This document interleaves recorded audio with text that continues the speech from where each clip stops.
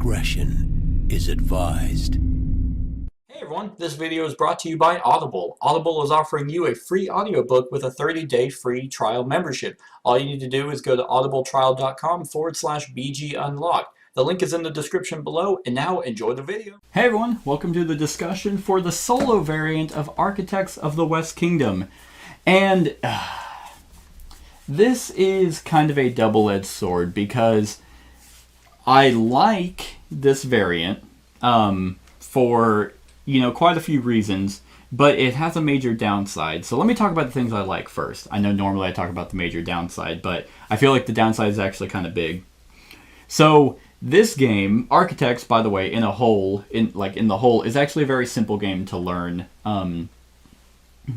Both for the solo variant and for the actual competitive variant, the actual way to play. And the solo variant is very streamlined. It is very clean. You have your rule book. It's about 20 pages. Okay, it's not even that complex of a 20-page rule book. And you have your solo play. You have a separate book, but it's really to explain the apprentices, the building effects, and then the other page is your solo. So it's a 2-page thing, and it's really 1 page on how to learn. The rest is set up. And I think that shines. Both. So what I'm going to do is compare this to Paladins and its solo variant, and it's just Shem Phillips just does such a fantastic job really with his solo variants, because he doesn't change, you don't have to pull out another board, you don't have to learn a whole another 20-page rule book. You don't have to do any of that. You just have to really just have a deck of cards.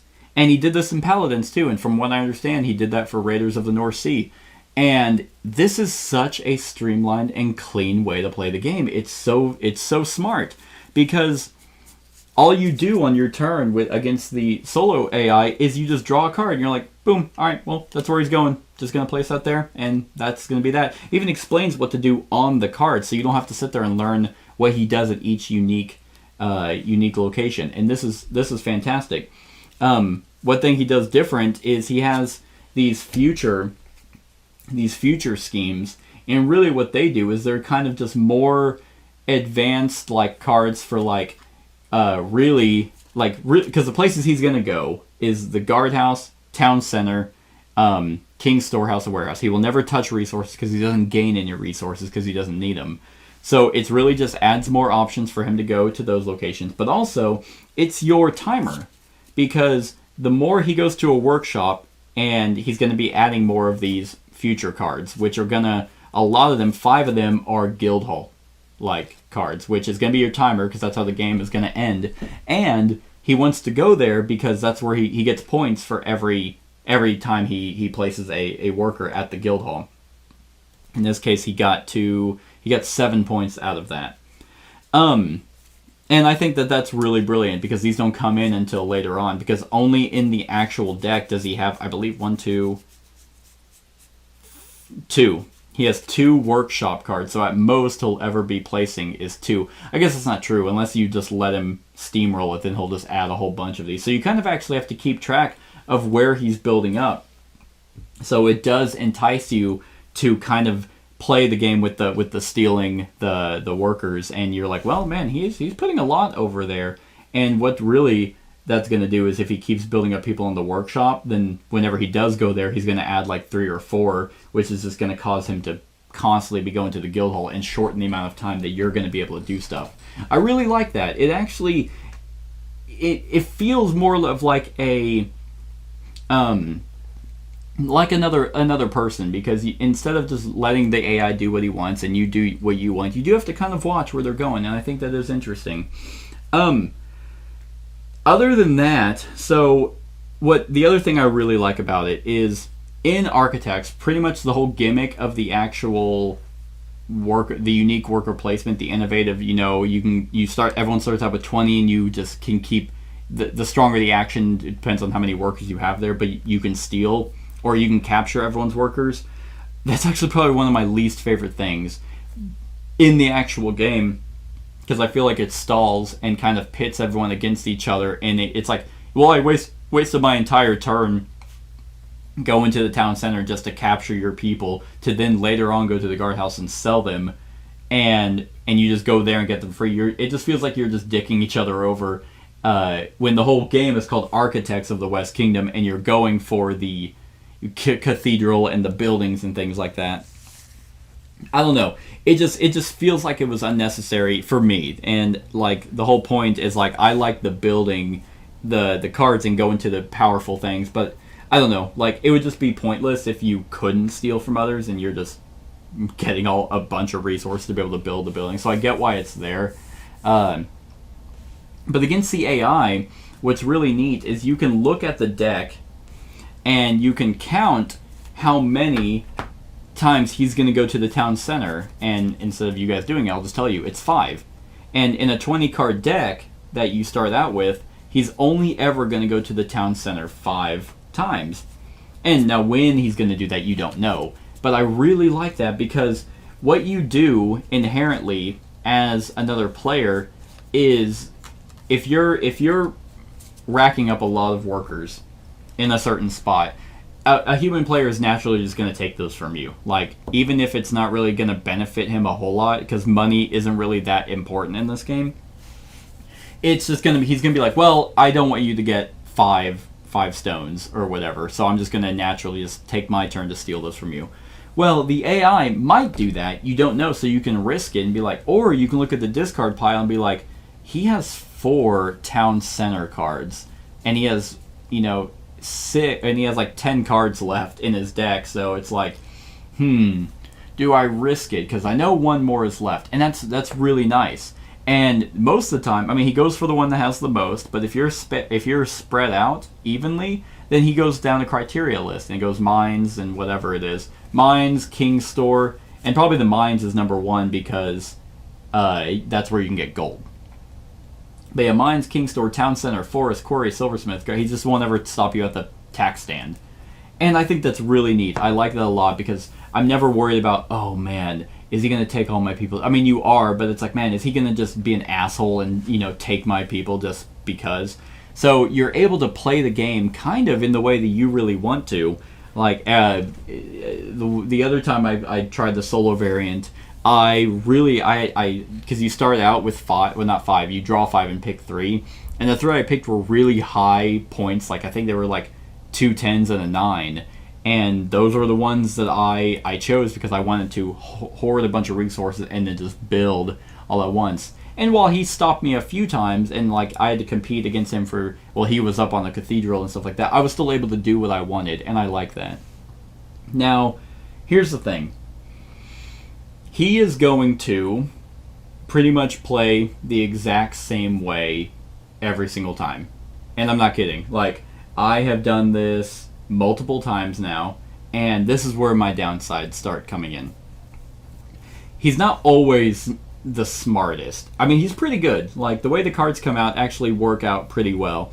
But in a human player, his last action wouldn't have been to let his 5 people stay in the guardhouse. He'd go there and release them to not lose the points. And if possible, try to pay off his debt. But he went to the tax stand just because that was his last action. And so you're going to get stuff like that. It's a reprieve really for you as the player because you're banking on the 2 cards or the minus 2 points just in case. But the other thing is his deck is basically, he has a tax stand, so wipe those so you don't just get a whole bunch of money. But he is going to go Town Center, Black Market, King's Storehouse, and Guildhall. And his whole goal is to try and build or place his workers on it because he gets points, but also go up the cathedral, which is kind of annoying because all that does as a cathedral, and I actually hate the cathedral in the regular game too, because I feel like it's almost an easy 20 points, and these bonus cards just naturally will give you virtue, and they'll naturally, some of them will actually just give you more building cards, so you never really have to try and fight for even, take a break and just go to the workshop and get some buildings. But he naturally will just go up the cathedral. I was very surprised he actually didn't get to 20, because the last 2 times I played it, he always got to 20.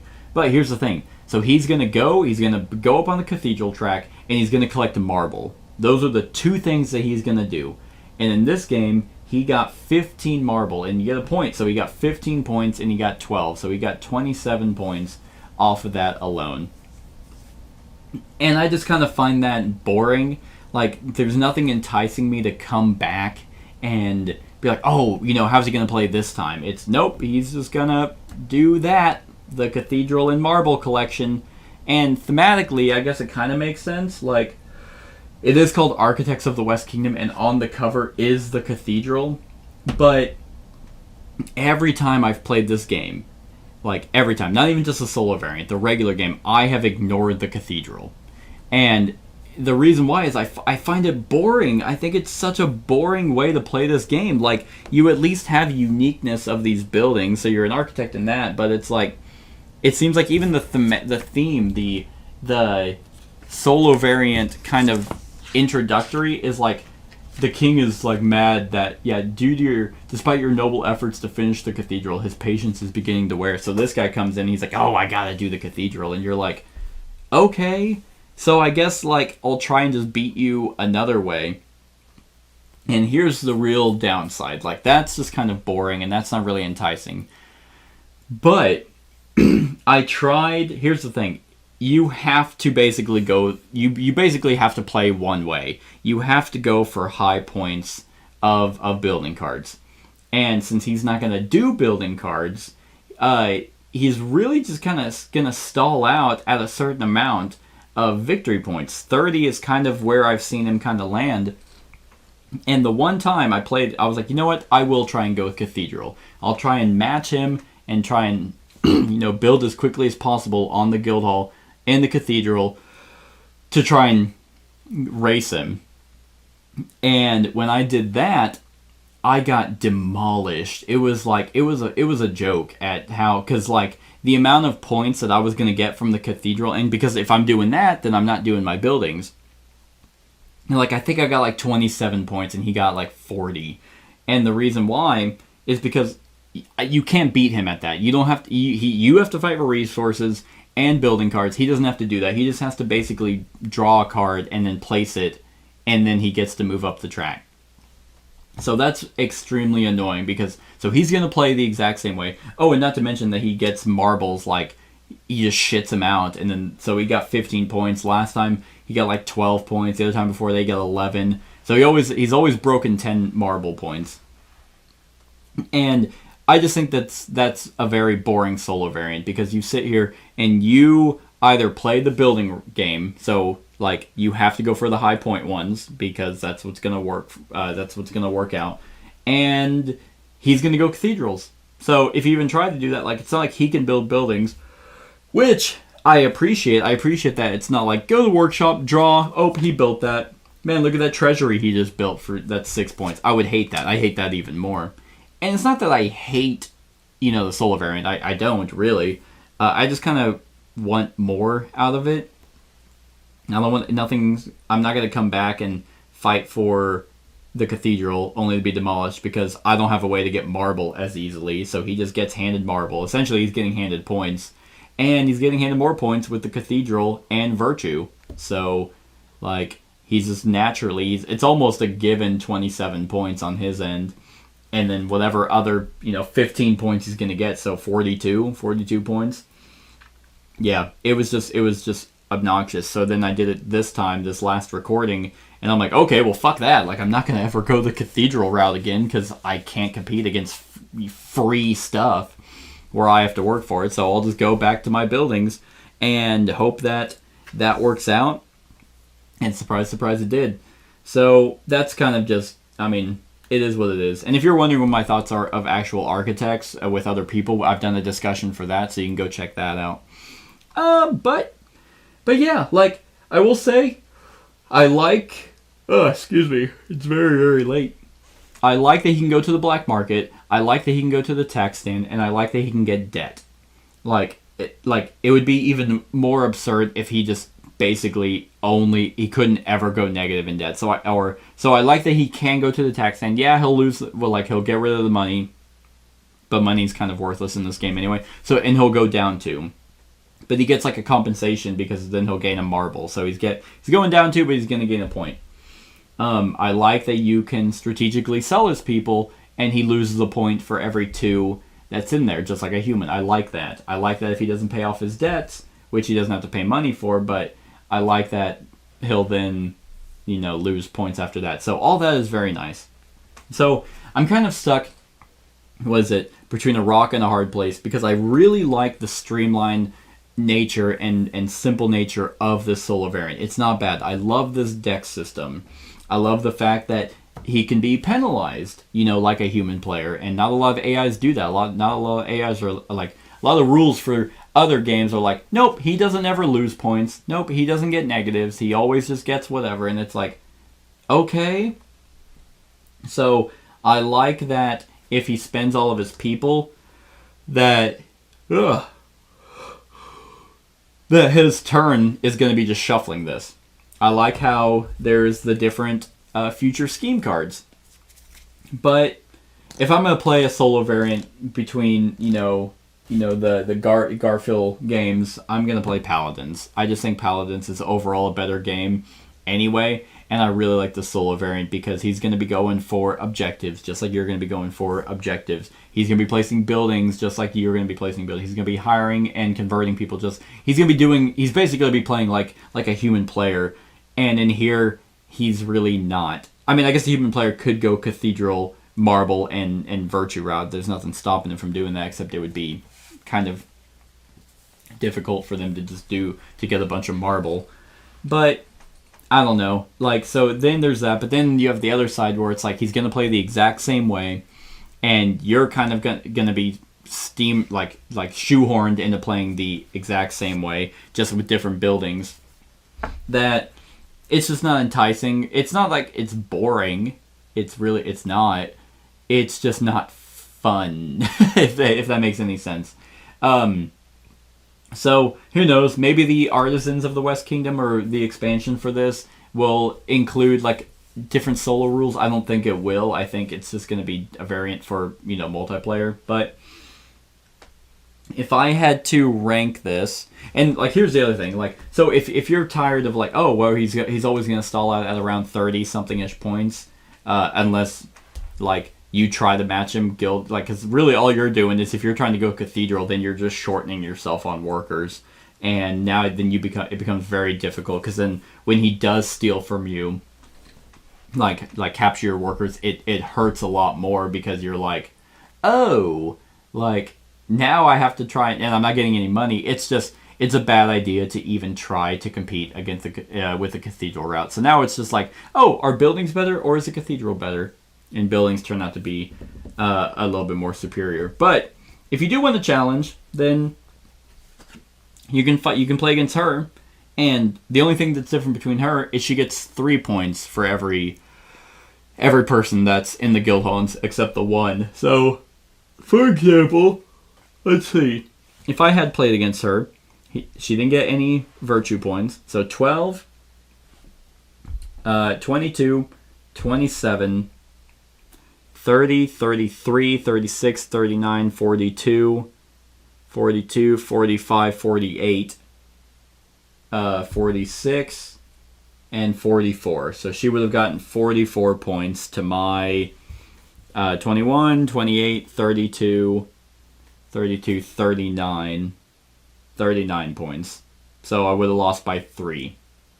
So that's not horrible, but I think that's kind of a cheap way to kind of make it more difficult. It's nope, now, because once again, you just build for free, so it's basically just, okay, we'll just give her a static 20, she starts at 20 points, so I think I'm gonna give it a like I said, I'm stuck in between a rock and a hard place. If